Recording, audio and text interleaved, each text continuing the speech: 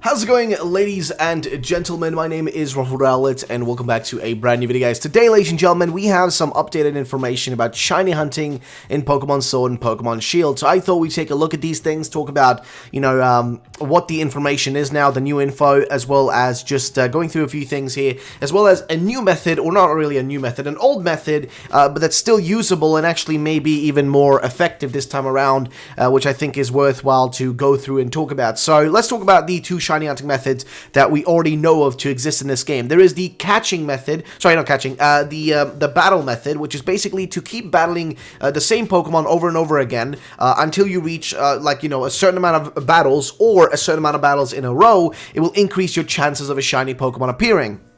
Now, this is a method that's been proven through, in-game, like the actual files of the game have proven this, right? The data miners have been able to look through that. But then there's also the Mailloux method, which is a proven method that's always been working. It's a method that's been around for, I can't remember since which generation, but it's a long time existing method of shiny hunting, which requires you to basically have two different Pokemon. One Pokemon from a different country, though, usually a Ditto. Usually people look for a really, really good Ditto from Japan, and you'll use a Ditto from Japan with, one of your Pokemon, and then, just kind of like trying to get a shiny that way by just, getting a bunch of eggs until you get a shiny, right? That's usually the method for Mailloux. I mean, we're going to go through exactly how it works in a second, but just like in general gist, I want to explain that there's two different methods this time around for these games. There might be a method eventually, not right now, but there might be eventually a method discovered for, like, the max raid battles, because people have been finding shinies there as well. There might be a method discovered there sooner or later, but for now, there's really no info about that. And also for fishing, there might be a method, found out sooner or later about fishing, for shinies. So sooner or later, these things might be discovered as well. But for now, the only two methods that we know for certain is the battle method as well as Mailloux method. So let's talk about shinies in this game in general here. So we're on Cerebi right now, which we can look through here. So shiny Pokemon have been a staple in Pokemon since Gold and Silver, and return once more in Pokemon Sword and Shield. However, there are a few tweaks. First, the shiny rate is the same as it has been since X and Y, with it being 1 in 4096 as standard. Or if you have a shiny charm you obtain for completing the Pokedex, the rate is 1 in 1365.33. The rates can be improved further by breeding Pokemon from a game in another language. This changes it to 1 in 682. Without a shiny charm, it is 1 in 500, without a shiny charm, or in 1 in 512 with the shiny charm. So with the shiny charm, you'd be able to get 1 in 512, which is pretty decent, pretty good actually, but that's if you breed them, right? So that would be the Mailloux method, I would assume. Now, Pokemon Sword and Shield has a change where you can now encounter Pokemon at a majorly higher level than you, thus get restricted from capturing until you have a certain badge. For Pokemon that are restricted, they are set to prevent it from being shiny. You also cannot be given shiny Pokemon, including starters, although they can be bred. Type Nolan, Gigantamax Pikachu, and Eevee gifts. You will also not see Pokemon as shiny in the overworld until you encounter it. That's fair enough. Now, there actually is a shiny variant, which is what we discovered today. So this is what was discovered by Caphodix or Kurt. Kurt discovered it. I'm just going to just say Kurt, honestly. But Kurt discovered this, by the way. Kurt is a data miner. He's the person behind PK Hex and PK NX. And he discovered basically that shiny Pokemon rarity has been split. Same 1 in 4096 odds to obtain a shiny, but there are two types of shinies now. There is the 15 and 16 show stars, and 1 in 16 show squares. Square rarity is 1 in 65,536. Basically, if your trainer ID cleanly matches the PID, it will be squares rather than stars. So what this means is now we have these different kind of like stars that show up whenever you get a shiny, right? So we have the normal shiny stars, which is the most common one here, and we have these brand new ones, which are these squares, right? These new square looking ones, which is honestly pretty cool that, they've gone down and like done this now, like where basically there's a little bit of a difference in them, like their sparkle is actually different, which is like something that was theorized for a long time prior to these games release, and also during like the hype season for these things, and even before they were announced.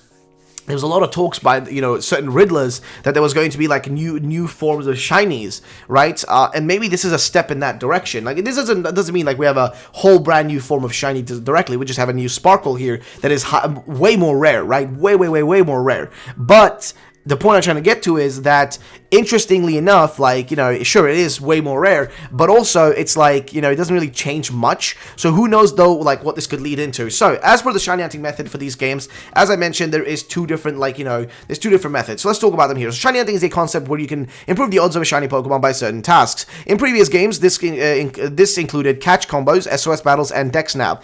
And with this Pokemon, Sword and Shield takes it further by combining the Dex Snap method from Mega Ruby and Alpha Sapphire and the combo method from Let's Go and Pikachu and Eevee. Here you get a chance of an increased rate with both the mons of the species you have captured and the current combo you have.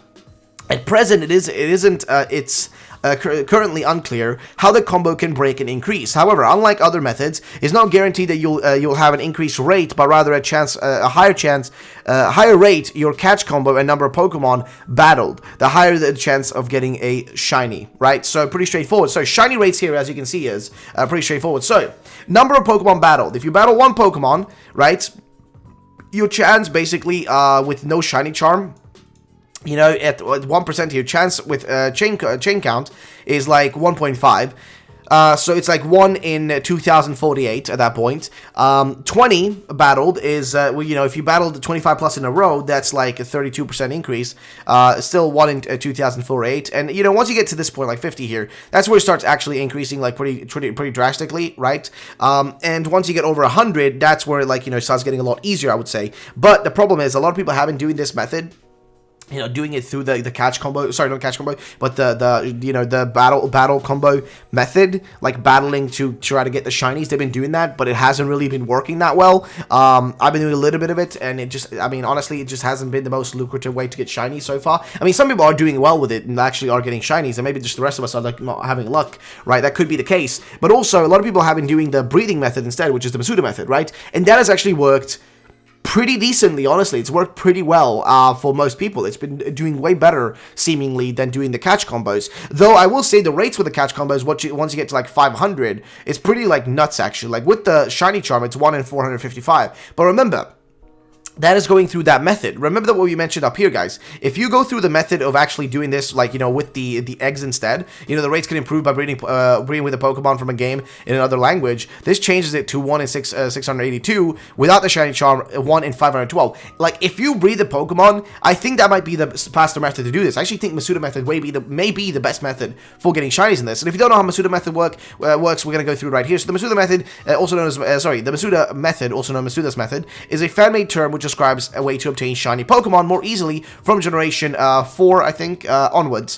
While the standard encounter rate for a shiny Pokemon, either in the wild or by breeding, is 1 in, okay, so this is the old rates, from generation 2 and generation 5, and 1 in 4096 in generation, I guess, 6 onwards.